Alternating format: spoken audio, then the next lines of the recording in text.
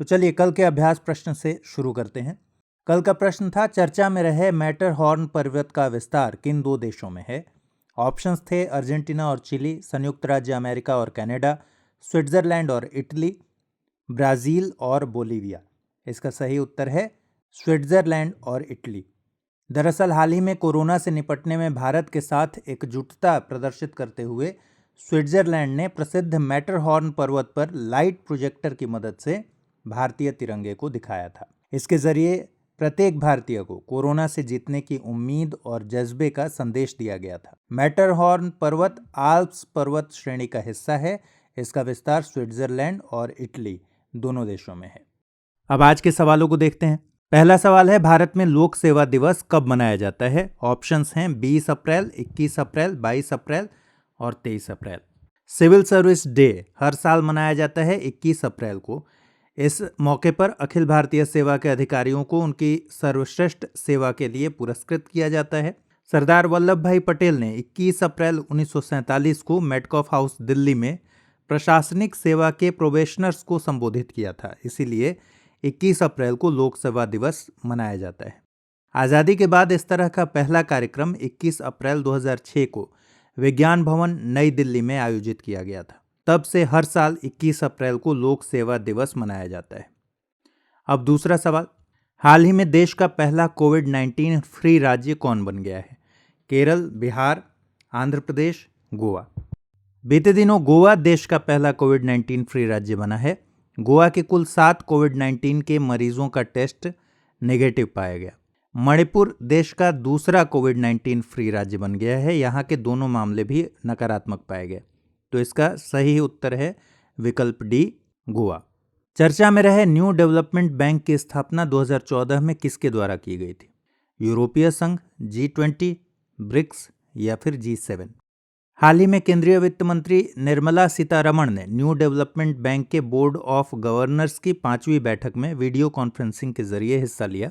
वित्त मंत्री ने कोरोना वायरस महामारी से उत्पन्न चुनौतियों से पार पाने के लिए न्यू डेवलपमेंट बैंक से आपात सहायता कोष को $1 बिलियन से बढ़ाकर $10 बिलियन करने को कहा है।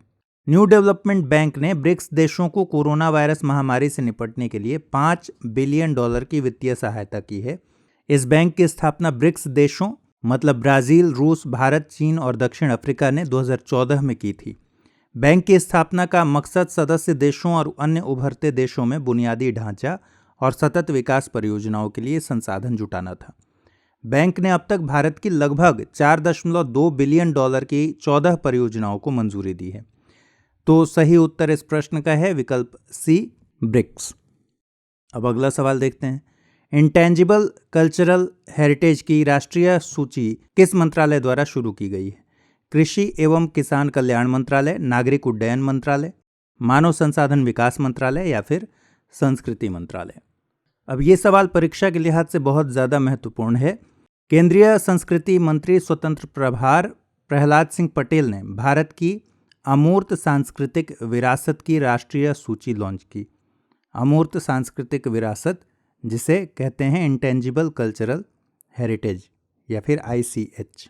इस सूची का लक्ष्य भारत के विविध राज्यों की अमूर्त सांस्कृतिक विरासत परंपराओं के बारे में जागरूकता फैलाना है। भारत की 13 अमूर्त सांस्कृतिक विरासतों को यूनेस्को द्वारा मानवता की अमूर्त सांस्कृतिक विरासत के रूप में मान्यता दी गई है।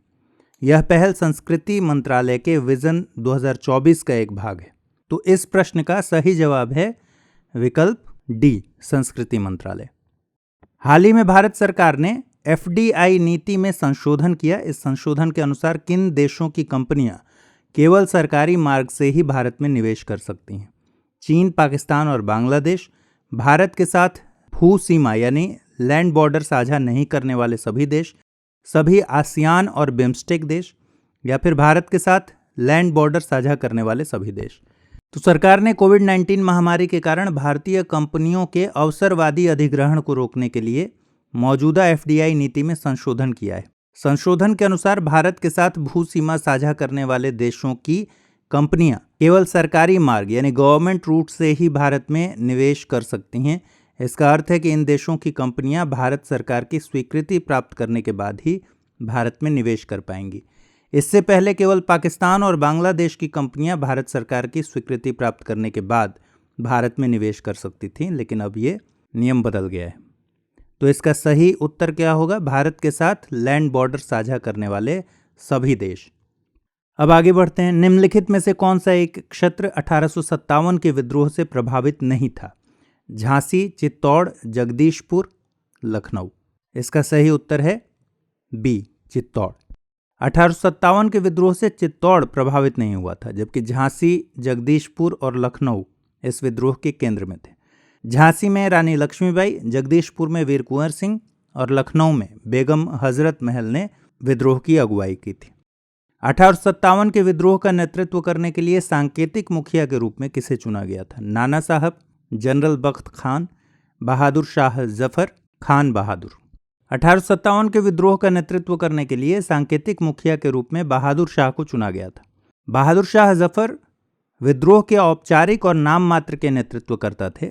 विद्रोह का वास्तविक नेतृत्व जनरल बख्त खान के हाथों में था।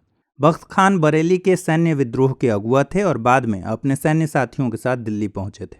तो इस तरह सही उत्तर है विकल्प सी, बहादुर शाह जफर। निम्नलिखित में से किसने 1857 के विद्रोह को एक षड्यंत्र की संज्ञा दी?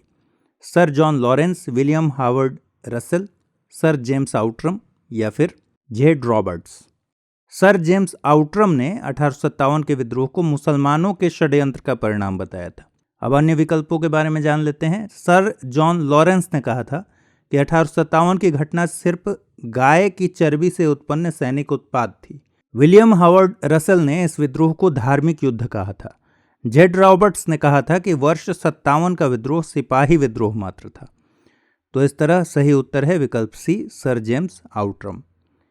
अगला सवाल, 1857 के विद्रोह के समय भारत का गवर्नर जनरल कौन था? Lord Canning, Lord Dalhousie, Lord Wellesley, Lord William Bentinck. सही उत्तर है कैनिंग।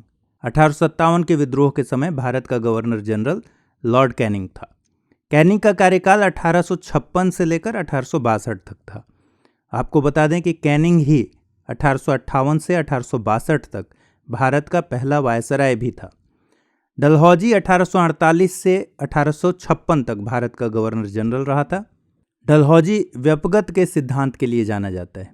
वेलेस्ली 1798 से 1805 तक भारत का गवर्नर जनरल रहा। वेलेस्ली ने भारत के देशी राज्यों के संबंध में सहायक संधि का प्रयोग किया था और विलियम बेंटिक को सती प्रथा के उन्मूलन के लिए जाना जाता है। ये सारे इंपॉर्टेंट पॉइंट्स हैं, लेकिन इस प्रश्न का सही जवाब है ऑप्शन ए, लॉर्ड कैनिंग। किसने 1857 के विद्रोह को भारत की स्वतंत्रता की पहली लड़ाई कहा था? R C Majumdar, S N Sen, V D Savarkar या फिर अशोक मेहता। वीडी सावरकर की एक किताब थी the Indian war of independence 1857। इसमें सावरकर ने 1857 के विद्रोह को स्वतंत्रता की पहली लड़ाई बताया था। आरसी मजूमदार ने कहा था कि 1857 के विद्रोह में राष्ट्रीयता की भावना का अभाव था और यह सैनिक विद्रोह से बढ़कर और कुछ भी नहीं था। तो इस तरह इस प्रश्न का सही जवाब है विकल्प सी। आइए अब आज के अभ्यास प्रश्न पर नजर डालते हैं। हाल ही में किस अंतरिक्ष एजेंसी ने डेमो 2 मिशन लॉन्च करने की घोषणा की? इसरो, नासा, जाक्सा या फिर यूरोपीय स्पेस एजेंसी। तो कल इस प्रश्न के जवाब के साथ और बाकी नए प्रश्नों के साथ हम फिर से हाजिर होंगे। तब तक अपना ख्याल रखिए, पढ़ते रहिए, स्वस्थ रहिए।